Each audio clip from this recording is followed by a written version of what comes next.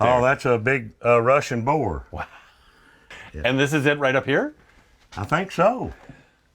Looks a lot like him, yep. But he was a big old feller. He sure was. Yeah. But what an unforgettable trip. Yeah, I bet. There was already so much respect for him from me anyway. I mean, it was undeniable what a huge worldly star he was. Such a great photograph.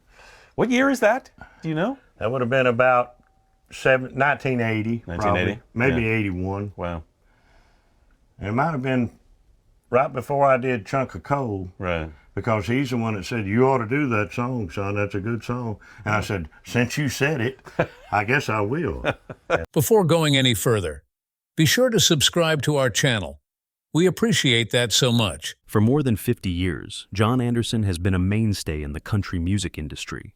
His voice is a defining characteristic of his career. It combines smoky tones with genuine emotions. He is scheduled to be inducted into the Country Music Hall of Fame on October 20th, 2024. For a man who rose from modest beginnings to become a well-known personality in the genre, it is a well-deserved accolade. Anderson was raised surrounded by the sounds of country music while he was born in Apopka, Florida. As he learned to play the guitar and listen to the radio, his love for the genre grew organically. With little more than a dream and a will to put forth much effort, he relocated to Nashville in 1972.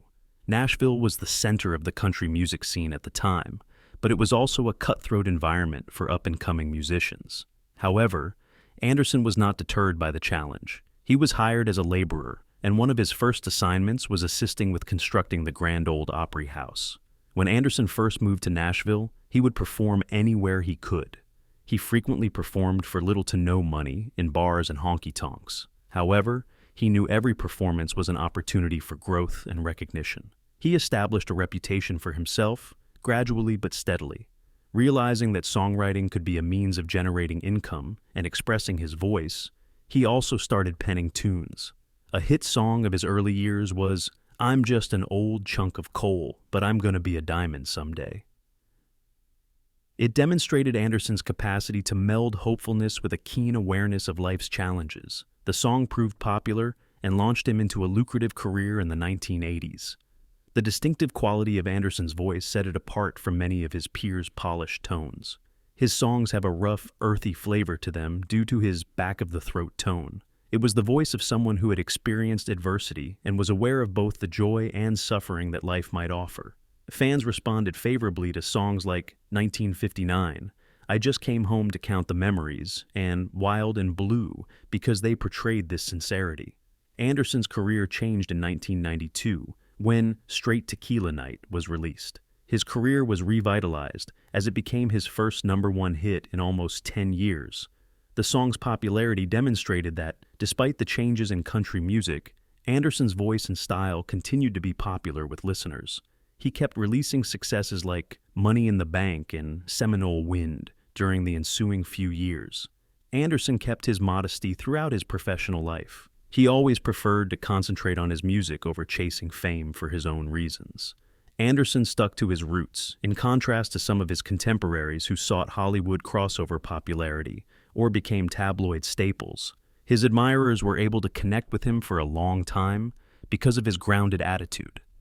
Anderson considers the friendships he's formed along the way as he gets ready to be honored into the Country Music Hall of Fame. When he moved to Nashville, many musicians he admired were already inducted into the Hall of Fame. Not only were legends like Tammy Wynette, George Jones, and Johnny Cash his heroes, but they also became his friends and mentors. The announcement of Anderson's admission seems like a logical next step in a career characterized by reverence for the heritage of country music. Anderson's touring schedule has decreased in recent years. He performs now, but only when it suits him. Without the exhausting strains of touring, he can maintain a connection with his audience through his acoustic presentations. He is happy with the direction his career has taken and is proud of his ability to stay true to himself and his principles over the years. Looking back, Anderson admits that his initial move to Nashville was made without a clear plan. All he wanted to do was start playing music and see where it led. Despite the ups and downs of his path, his passion for country music has remained unwavering. A new generation of country performers has been influenced by Anderson, in addition to his achievements. Younger performers trying to carve out their niche in the genre look up to him because of his ability to fuse classic country sounds with modern topics.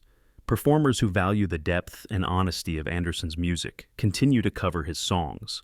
Artists such as Midland and Scotty McCreery have acknowledged Anderson as an influence.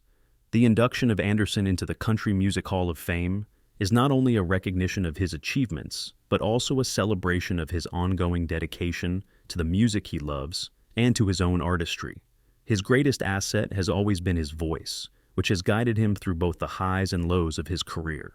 Now, that voice will be preserved alongside the heroes who inspired him.